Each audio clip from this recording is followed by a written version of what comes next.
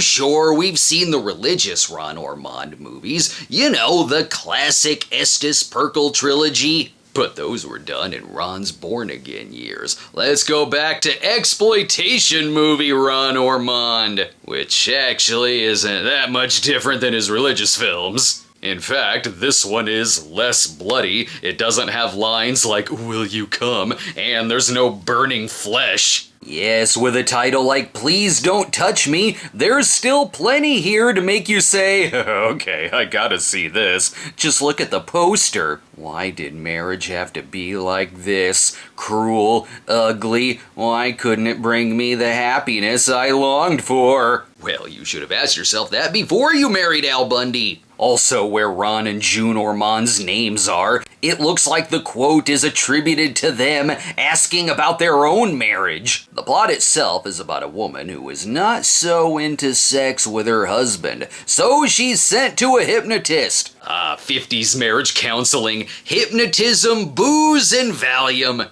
Surely there's an alternate title that sounds less like what someone is saying to you in a movie theater. Oh my god! With a title like this, it now looks like the theater is about to be raided. But really, it's educational. It tells you about haphophobia, the fear of being touched, so I guess the theater won't be in feel around. Or is it the fear of Philip Marlowe watching over you as you sleep? Oh well, this looks like a bonus plot description. A teenage bride with a heart of ice? Damn teen brides always being stuck-up bitches.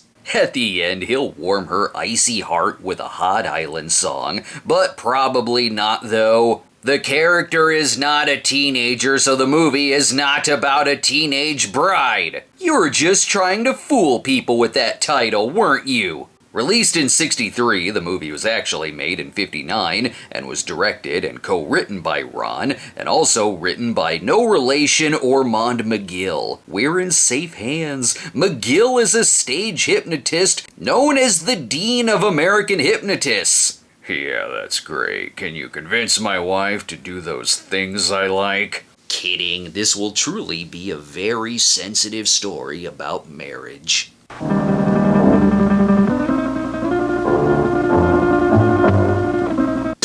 Teenage bride. Do I put a stick through the hot dog in the middle or the long ways? Hello? The hell is she going? The movie was shot by a man named Jack Steely, and that seems right. I probably could have guessed his name would be Jack Steely. He can shoot cleavage and people with two heads. Seriously, he shot both The Thing with Two Heads and The Incredible Two-Headed Transplant. Don't worry about Vicky. This man from the Village People auditions will protect her. You've wandered too far away from home, little missy. Let's get you back to your husband. The corn on the cob ain't gonna boil itself. For a second, I thought this said bride trail, which would have made sense, I guess. I wouldn't have thought anything of it. It's then she realizes she's being stalked by someone who usually gets life lessons by Estus Pirkle at the end of the movie. And he's a no-good teleporter as well. Did you not see the title? Wow, this is getting dark.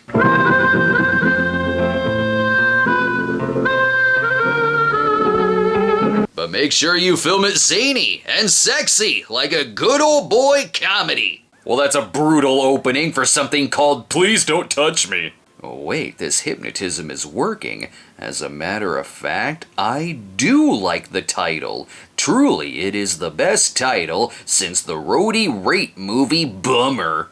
You damn right this movie has a narrator. This is the story of a young love and of an ancient art. It is also the story of how this art was skillfully employed to adjust the impending destruction of a promising marriage. They've decided to introduce raspberry jam into the bedroom. But first, let's go back to find out the origin of hypnotism and animal magnetism. Mesmer would have his patients gaze deeply into his eyes while he made graceful passes over and about their body. See, it's okay. I'm not touching you. You can't arrest me, for I am your director, Ron Ormond. It's all in the book. Interesting. But can he make her act like a chicken? Even just some ordinary guy here looks sinister. You are now looking upon a hypnotized person. It's the only way we could get him to tell us where the bodies are buried. Then we can put this unsolved mystery to bed. Really, I think they just wanted to stick things in this guy. This subject is being conditioned for anesthesia, so as to feel no pain in the experiment that is going to take place. Alas, he made no sound when it was put right in his pee hole. We also helped this man who swallowed a bowling ball, and they're able to make excellent trailer effects for every trailer for a William Castle movie. It is an audience participation movie, sorta. You can try to experience these effects on yourself for a few seconds by staring at this hypnodisc. It's not working. Isn't this movie supposed to be about a sexless marriage, or am I watching Mondo Cane now? We're in a state of ecstasy. Men literally flog themselves into a bloody pulp. Oh, that's just the celebration after their big Super Bowl win. Elsewhere, there's really gonna be some complaints to the escort service since they didn't send a buxom blonde with stilettos for this. My favorite is when someone randomly walks by in the background, which has happened a few times.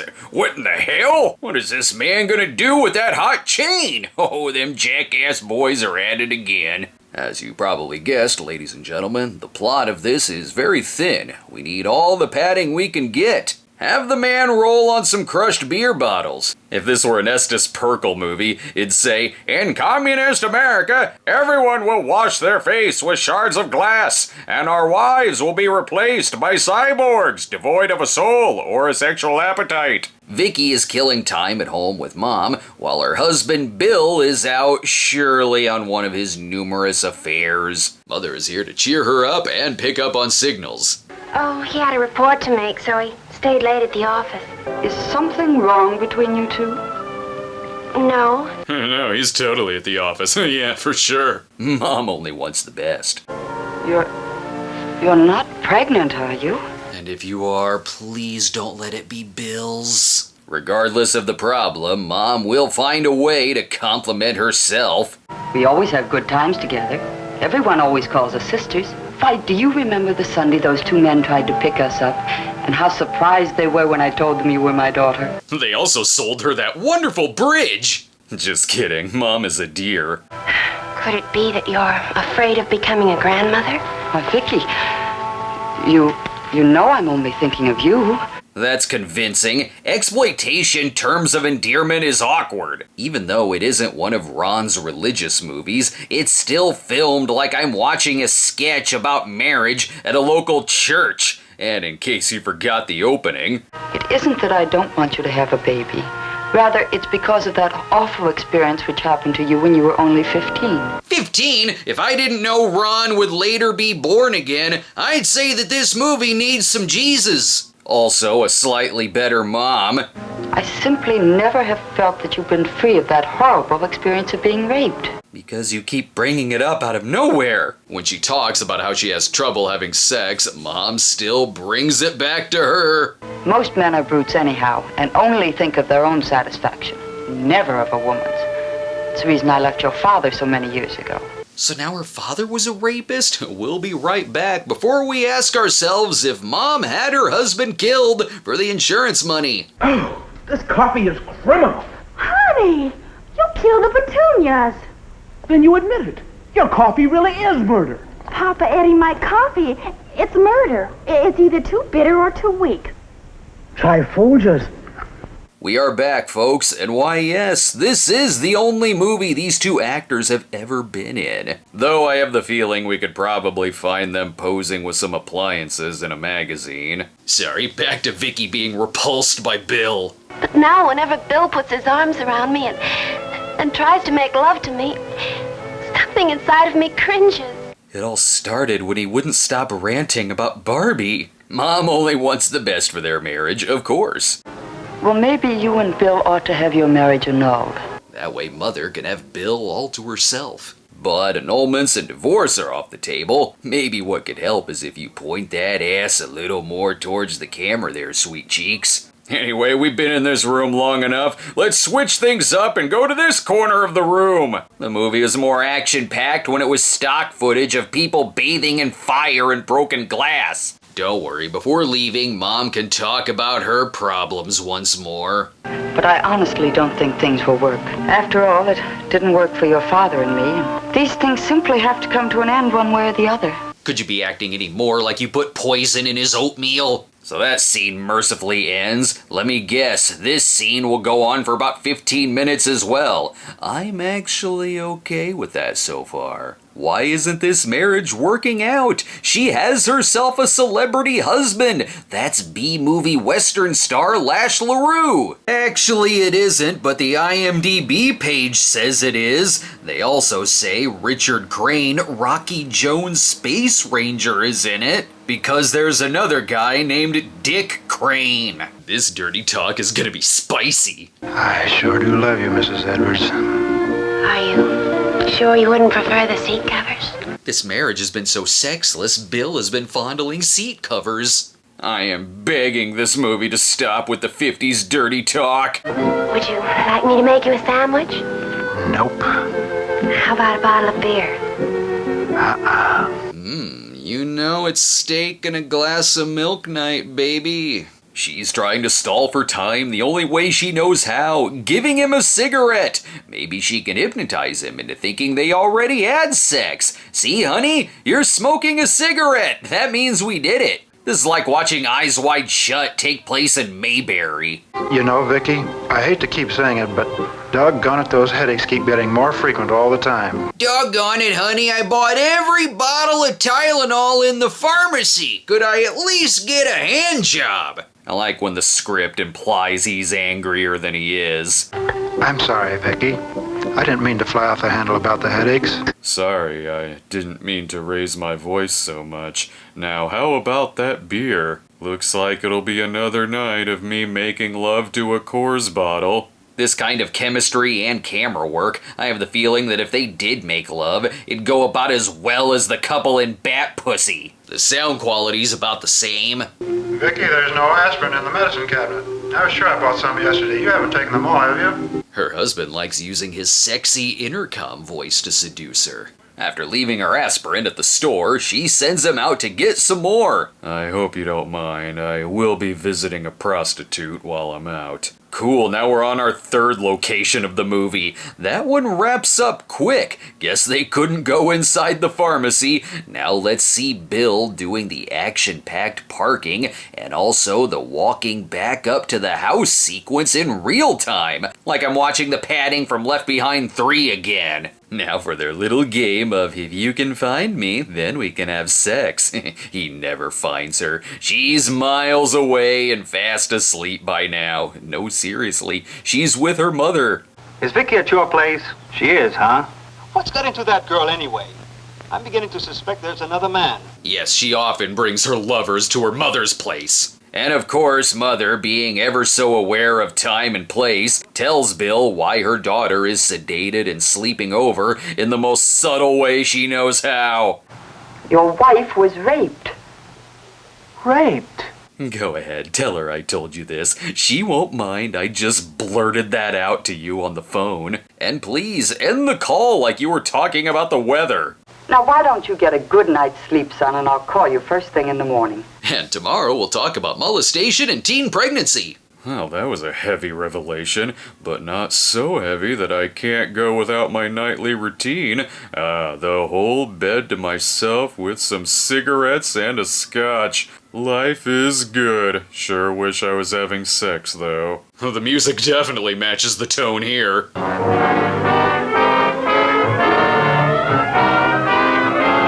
No one will be seated during the riveting having a cigarette and falling asleep scene. And in true Ron Ormond fashion, the music only gets weirder. Vicky? Vicky has decided to enter the bedroom dressed as a hobo now. We've padded out the movie with driving and stock footage. Now for the scene in every single movie released by Something Weird Video. A dream sequence of sexy dancing. Wow, hot. Nothing could kill the mood here. You know it's me you want. Let me tell you more of my daughter's secrets. When you wake up, you'll find my panties by your bed instead. Then come morning, Vicky will get all the help she needs. And that, Dr. Warren, is the story of Vicky's experience when she was attacked as a little girl. And what happened when she left her husband last night. Mom, he's just the dentist. Stop telling everyone this. Please, doctor, can you do something about my mother's timing? In your own opinion, do you feel that this experience you had of being raped when you were a very young lady? If I may put in my 2 cents here, Doctor. Oh yeah, we were worried you weren't going to be putting your 2 cents in, Marie Barone. Will you be quiet, Mother? The doctor really is Lash LaRue. It took us forever to find him. The gist of it so far is everyone saying, I don't know, the sexual assault may have something to do with it. We're not really sure. But first things first. Mrs. Karen, I'm going to ask a favor of you. Would you be so kind as to wait in my outer office while I go over this matter with your daughter? Thank God. The dude practically chases her out of the room. Now we can get down to some real therapeutic work. I'd like to have you relax on the couch while I talk to you for a few moments. And I think you'll be more comfortable if you take off your hat. Oh, what the hell? Because why wouldn't this movie go all casting couch? I think you'll be more comfortable if you take off your shoes. Let's hope he's a foot person and just stops there. Now he tells her that sex is a physical pleasure and a divine relationship between man and woman, plus... It could be said that such things belong to the secret worlds of the spirit. If you enjoy sex too much, it means you're possessed by spirits. This is like watching Linda Blair deal with her demons in Exorcist II: The Heretic. Wait a minute. An electropsychometer? That's an e-meter. You know, the sort of lie detector test. Am I watching a Scientologist film about marriage? Seriously, we're now watching her get audited. He's asking about her attraction to her husband, whether her mother is wanting to break up the marriage, and... Let's get back to the unpleasant raping episode again. Yes, every good doctor refers to it as the unpleasant raping episode. So I guess I was wrong. It is kind of a religious movie still. And they don't exactly give out lollipops in this doctor's office. Would you care for a cigarette? No, thanks. Do you mind if I have one?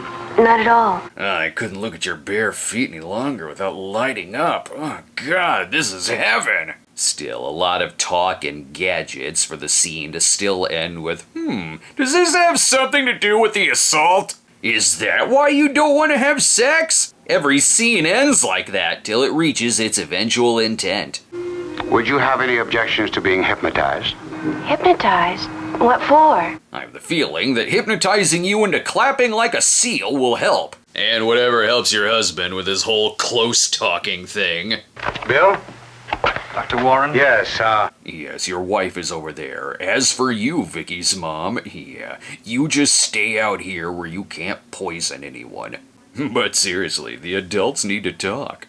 You can run along now, Vicky. I'd like to talk to your husband for a while. Relax, honey. We're mostly going to be talking about the Bears game. You've come to the right place, Bill. Under hypnosis, not only will your wife make you a sandwich every night, but she'll do it naked, too, and with a Swedish accent. She'll spread the peanut butter with her toes as well. What? That sounds like your thing, Doc. Once again, they're wondering about the complete mystery of why their sex life is bad. That gives the excuse to try flashbacks out on Bill, where he recalls their wedding night. It mostly involved modeling for a stag film. Bill, do you mind speeding this along? No, Doc, this part is very important. It's the changing clothes and getting into a nighty sequence. We're gonna show you every single intimate detail, leaving no stocking unrolled. But the kids in the audience may be watching this flashback. We'll make sure she's got her back turned when she takes her bra off. Need a cigarette. God, that was some good clothes changing. Say, you smoke some good Chesterfields. Ron brings out all the sexy camera angles. I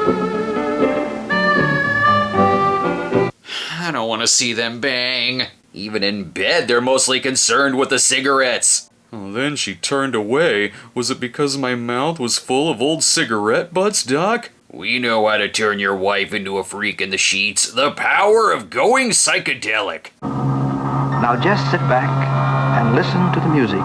Do you have any strawberry alarm clock? That's when Ormond McGill comes in as himself. So let's take a break, and then when we return, your new Stepford wife will be ready to take home, Bill. You know, it's a crime not to have delicious coffee like this all the time.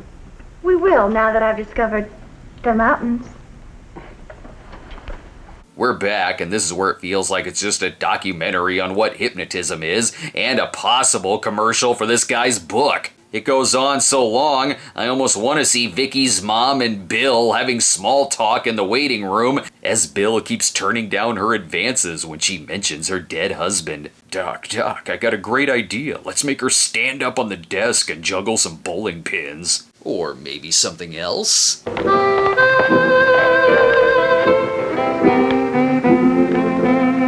Sure, sexy yawning will do. She's in a trance, but the note from Dr. Director says to still keep them girls pointed at the camera. Wait for us to get this very therapeutic shot set up first, Doc, and then you can continue. What was this conversation like behind the scenes? Was the psychiatrist like, I'm taking my role very seriously and making my routine incredibly realistic? And then the director is like, what's the best titty angle? You know, you take all the 1959 stuff out of it, the movie could be worse. One glance of the plot, I almost thought they really were going to brainwash her and turn her into a robot. But when you break the story down, they are using hypnotism to help her deal with her trauma and to find out what her exact triggers are. And also insight into the detective work here. No examination was ever performed. Mother said it wasn't necessary. Oh my god, what genre is this movie? There are some new developments as the scene goes on. They're gonna hypnotize her into a location change. You will find you are no longer in this office. Instead, you are seated in a motion picture theater, watching a picture.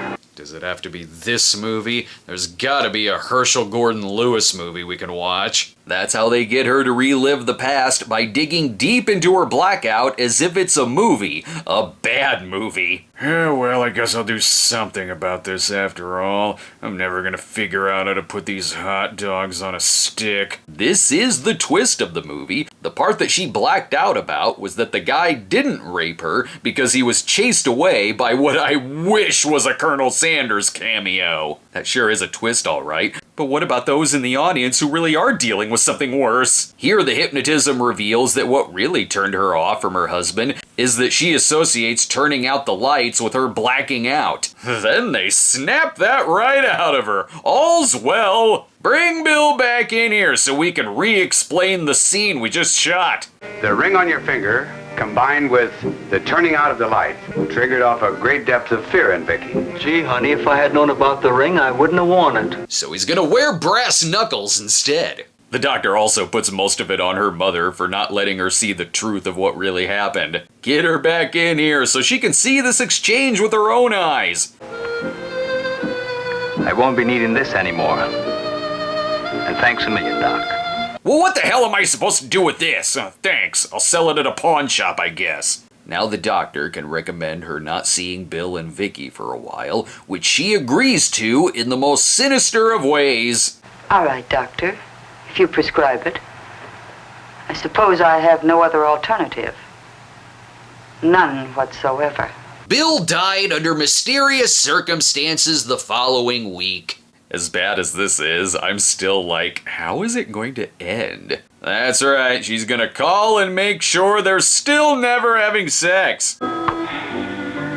Hello? Okay, the problem is that Bill's an idiot for always answering the phone. But good news, Vicky announces she's pregnant, and not only that, they can finally have sex in the dark now. Sweet. That makes it easier for her to envision Humphrey Bogart when they make love. Is it weird that Ron's movies got more competent when he found Jesus? Like God personally stepped in to improve his pacing skills. I'm serious when I say I don't know what genre this is. Is it sexploitation? Is it a comedy? Is it a documentary? Is it a marital drama? The answer is yes to all this. Luckily, I won't need hypnotism to forget it. For me, watching about 5 movies afterwards will help me forget any movie just fine.